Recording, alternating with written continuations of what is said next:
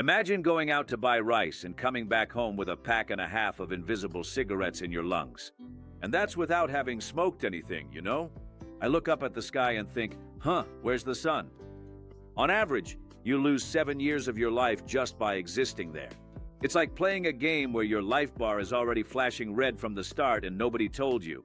Oh, but don't worry, around here life also comes with a surprise bonus.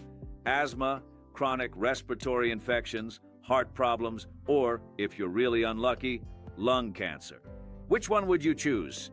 Welcome to Lahore, where the air is brown, the river is dead, and life goes on as if this were just another normal day in The Walking Dead. Well, hey, so quickly hold your breath and come along with me right now. First, where did I get myself into? Am I in Lahore or Lahore? It depends on how much oxygen you still have in your brain to pronounce the name correctly. This place is in Pakistan. Yes, that country that a lot of people can't point to on a map, but that alone has more than 200 million inhabitants. Just so you have an idea, it's as if you took the entire population of Brazil and added even more people into an area of 881,000 square kilometers, just to make sure no one has room to breathe, literally. And within this densely populated country, there's this city here, Lahore, a city with more than 12 million people. 12 million! That means if everyone decided to leave their house at the same time, it wouldn't be traffic. It would be a real-time human migration. And what's most impressive is that Lahore is not a forgotten city. On the contrary, it's one of the most important cities in the country. A cultural, historical, and commercial center, the kind of place that has witnessed empires rise and fall and now sees its very air disappearing. Because what nobody tells you is that Lahore isn't just a big city. It's one of the most polluted cities on planet Earth. Here, breathing isn't an automatic reflex, it's a strategic decision. You don't just leave the house with your phone and wallet, you go out with a spare set of lungs and a lot of faith. And what's most curious is that, from a distance, it just looks like another chaotic city. Traffic, people, shops, honking, motorcycles, tuk-tuks, everything seems normal, right? But there's one thing that's not normal: the sun. It's there, but at the same time it's not, because there's a brown layer covering the entire sky, a kind of natural filter, except instead of making everything look prettier, it makes everything look like a slow-motion apocalypse. Like in an apocalyptic movie, you know? It is as if the city were permanently inside a fire, but without the flames. And while I'm here, standing in the middle of all this, surrounded by millions of people living their lives as usual, the only thing running through my mind is, how did a place like this end up this way? And why does absolutely no one talk about it? Number 2, breathing itself is poison. There is a specific moment when you suddenly realize that something is very, very wrong. It is not when you read the cold statistics. It is not when someone warns you. It is when you look at the sky and the sky simply doesn't answer. Like I said before, the sun is there, you know it is. It's 2 in the afternoon. It should be strong, burning, lighting up everything. But no, it appears as a weak, timid stain, as if it were behind a dirty glass. It's not fog, it's not clouds, it's the air, my friend. The air itself has become a barrier. It's as if someone put a brown filter between you and the world. Everything seems slightly faded, without contrast, without life. There's none of that clear blue you see at Southeast Asian beaches. And then comes the part no one prepares you for. You begin to feel it coming on. First, it hits your throat, that uncomfortably dry and scratchy sensation. Like you spent the whole night breathing in air conditioning on full blast, except you only just arrived a moment ago. Then your face starts to itch slightly, and your eyes begin to sting a bit. Nothing dramatic, nothing that knocks you down, but it's constant, present. Like a silent, persistent warning that something simply doesn't belong inside your body. And without realizing it, you start breathing through your mouth. Instinctively, because your nose tries to protect you, but the rest of your body still needs to function. My nose was already forming a crust. I was like a snotty little kid picking little balls out of my nose. And that's when it hits you. Here, breathing has become an act of giving up on life. It's not an exaggeration, it's not a metaphor, it's physical. Each breath feels heavier than the last. It's not a lack of air, it's an excess of something that shouldn't be there. And the most absurd thing is that while you're silently struggling against the environment itself, everyone around you just keeps living normally. Here, pollution levels have been recorded so high that they simply broke the international air quality scale. The limit considered extreme is 500. Here, it's already gone past 1,000. It's even gotten close to 10,000. Can you believe that?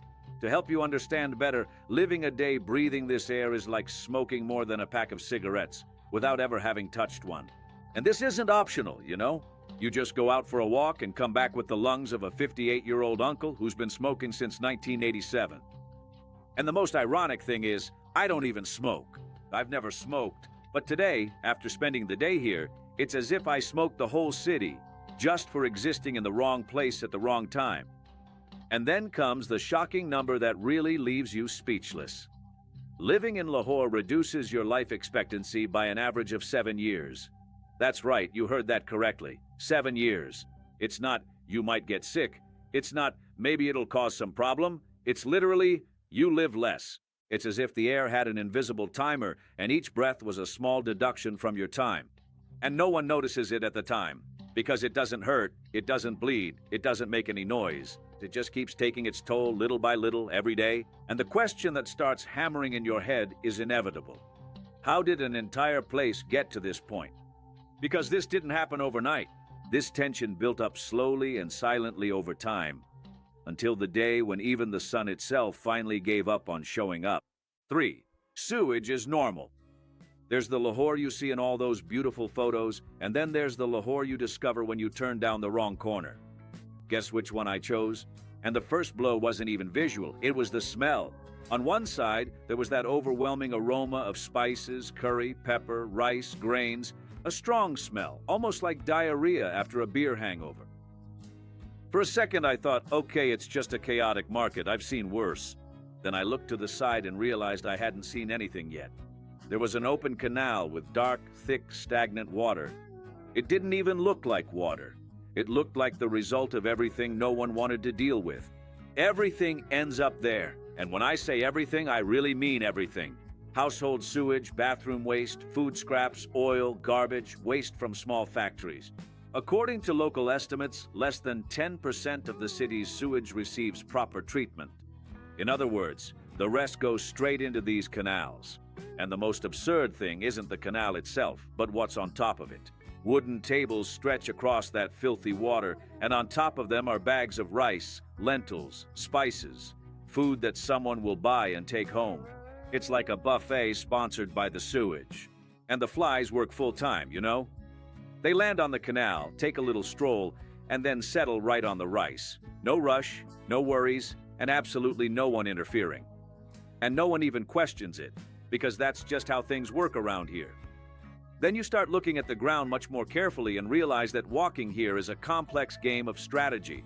There are puddles everywhere, and you can't tell what's water and what's something else disguised as water. One wrong step, you land in a radioactive puddle and your walk is over. Your sneakers are ruined, and so is your peace of mind. You start walking by, carefully choosing each stone, as if you were crossing a social minefield. And that's when I saw the rat. Actually, several of them. Some alive, running around with impressive confidence, and one dead, big, right in the middle of the path, covered in flies, as if it had already been officially accepted by the ecosystem. And no one reacts, people just walk around it and keep going. And it's at that moment that you understand something important. The problem isn't the rat, it's that this has stopped being considered a problem. A few meters ahead, used diapers thrown on the ground, open trash, food scraps, packaging, all out in the open.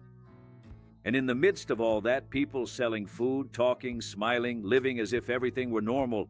And the strangest thing is what happens inside you. Can you imagine? After a few minutes, you start to get used to it. The smell, which at first seemed unbearable, becomes just another detail. Your brain switches to survival mode and says, okay, this is normal now.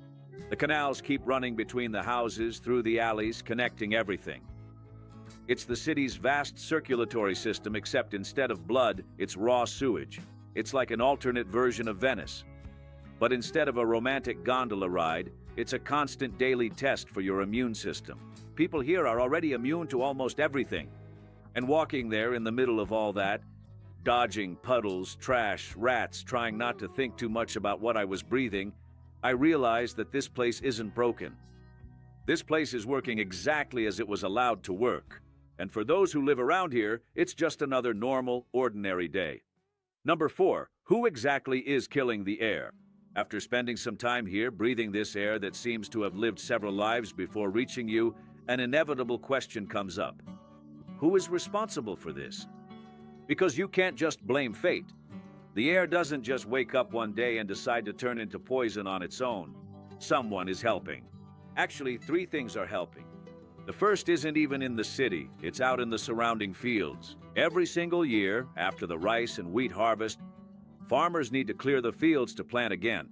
And what's the fastest and cheapest method? Fire. They burn everything. Plant remains, straw, waste. Entire hectares turn to smoke in a matter of hours. Just so you have an idea, this smoke releases particles called PM 2.5. They are so small that they fit easily inside your lungs and stay there. A human hair is roughly about 20 times thicker than these tiny particles. In other words, you simply cannot see them, but they are getting inside you, and they travel, leaving the rural fields and ending up right in the heart of the city. The second cause is impossible to ignore: traffic. Here, the traffic is not just intense, it's constant. Tuk-tuks, motorcycles, cars, and buses, many of them are quite old, running for decades without proper maintenance and without any form of emission control. More than 80% of the air pollution in Lahore comes from vehicles. 80%. In other words, essentially, the air you breathe is the city's collective exhaust. You walk down the street and notice that there's never that moment of relief between one car and another. There is almost always something nearby spewing out thick smoke. It is as if the entire city is smoking, and you are just sitting there in the passenger seat. And the third cause is the quietest, but also one of the most constant sources: industrial factories, especially the local brick kilns, which are known as ladrilleras. There are about 11,000 of these kilns scattered across the country. They operate 24 hours a day, burning fuel to produce bricks that build houses, massive buildings, and entire modern cities. In other words, the city literally grows while the clean air slowly disappears, and the smoke doesn't stop. There's no break. Not even on the weekends. It just keeps going. And that's when you realize this isn't an accident. It's not a temporary glitch. It's the system working perfectly. It's the economy running in who cares mode. Air isn't a priority, it's just a side effect. 5. The government told people not to breathe. There was a moment there in Lahore when I realized something kind of absurd. It's not you who decides whether you'll leave the house. It's the air that decides for you. It's not a metaphor, it's literal. When pollution reaches certain levels, the government simply says, "Stay home, don't open the window, don't breathe outside." It sounds like an exaggeration, right? But it's not. There have been several times when the government has shut down entire schools, canceled classes, closed parks, museums, and offices, and ordered millions of people to stay indoors, just so they wouldn't breathe the air. On some days, the AQI went over 1,100, a level so absurd that it turns the entire city into an outdoor biological hazard. And it's not just a few people who are affected. In just one recent period, more than 30,000 people needed medical attention for respiratory problems caused by pollution. In other words, it's not just discomfort, it's collapse. And then comes the most surreal part. When the air reaches these levels, the official recommendations are almost comical, if they weren't so tragic. Don't go outside, seal doors and windows, wear an N95 mask, use an air purifier, cancel outdoor activities. Basically, the government turns the entire city into a lockdown, not because of a virus, but because of the air. It's as if Lahore became a closed room filled with smoke. Except there's no fire. It's just another ordinary day. And the worst part is what this does to the body. At first, it's mild. Your throat starts to feel scratchy, your nose burns, and your eyes itch. You think it's just dust, but it's not. Over time, it becomes something serious. Asthma, chronic respiratory infections, heart problems, and lung cancer. And it doesn't stop there, you know? Children exposed to this air are at greater risk of developmental problems, and adults living in this environment have higher levels of anxiety and depression. Where I live, I don't open the car window so I won't get robbed. Here, it's a whole different level. Simply opening the window is just asking to get poisoned. Imagine living in a place where just breathing puts your life at risk. Your own planet suddenly begins to feel quite hostile. The danger here isn't an event, it's not a temporary crisis, it's the norm. People grow up breathing this toxic air, they work every day breathing this, and they grow old still breathing this. And even so, they somehow keep on living because in the end you simply can't just stop living just because the very air around you wants to kill you slowly, right? And maybe, just maybe, that is the most terrifying and scariest part of it all. 6. The river is dead. Its name is Ravi, and interestingly, it is one of the main reasons why Lahore exists. The Ravi River rises up in the Himalayas, in India, and then crosses the border until it finally reaches Pakistan. For many centuries, it was the source of everything: drinking water, agriculture, and survival. Entire great civilizations grew up on its fertile banks. Lahore itself was founded there precisely because of this river. In other words, this river isn't just a detail, it's the origin. But today, looking at it, it's hard to believe it was ever a real flowing river. According to official data from the Punjab government itself, Lahore produces more than 5 billion liters of sewage every single day. And most of that waste ends up directly in the Ravi, without undergoing any full treatment process. 5 billion liters per day. It's as if the entire city uses the river as a collective toilet. And it's not just domestic sewage. Everything goes in there. Industrial waste, oil from workshops, chemicals, urban garbage. A recent environmental study showed that more than 80% of the pollution in the Ravi River comes directly from the city of Lahore. In other words, the city depends on it to survive, and at the same time, is slowly killing it. In 2023 and 2024, environmental authorities and even the local press reported that several stretches of the Ravi have already been classified as biologically dead. This means one simple thing: there isn't enough oxygen there to sustain aquatic life. No fish, no ecosystem, no balance. It's a river that keeps flowing but is no longer alive. And when you get close, you understand that this isn't just a technical concept, it's physical. The water is dark, heavy, with no transparency. It does not reflect the sky, because there is simply not enough purity there to reflect anything. And the most surreal thing is what's around it. These houses are built practically on top of the river, with no safe distance, no protective barrier, and absolutely no alternative. I saw cows walking there, drinking that water as if it were normal. I saw children playing next to that dark canal, laughing, running, living just like any other child would anywhere else in the world. And maybe that's the hardest part to understand, because for them, that's normal. They never saw the river before, they only know the river as it is now. According to recent reports from the World Bank and local authorities, pollution in the Ravi is already directly affecting the health of nearby communities, contaminating the soil, groundwater, and contributing to the rise of respiratory and infectious diseases. The river is not just a victim, it has become a vector. It carries the problem and returns it in other forms. And there, standing on that riverbank, looking at the river that built a city and is now being consumed by it, I understood something very simple. The Ravi still works. It still receives everything. It still carries everything away, but it died a long time ago. And at that moment, with that unbearable smell, that impossible water, I made a very clear decision. I'm leaving because I don't want to find out what the hospital here is like. Now tell me something. Would you rather live in a beautiful place like Brazil, where simply rolling down your car window costs you your watch, your wallet, and your phone, or in Pakistan, where opening the window costs you 7 years of your life? It is an incredibly tough choice, right? Because in one, you notice the loss right away. In the other, you only find out when it is already far too late, without even realizing that the very air around you has already started to slowly and quietly erase you. If you made it this far, comment Lahore. Oh, and don't forget to check out this chaos that's showing up on the screen, okay? Because there are people who call this place home. Thanks everyone, and see you next time.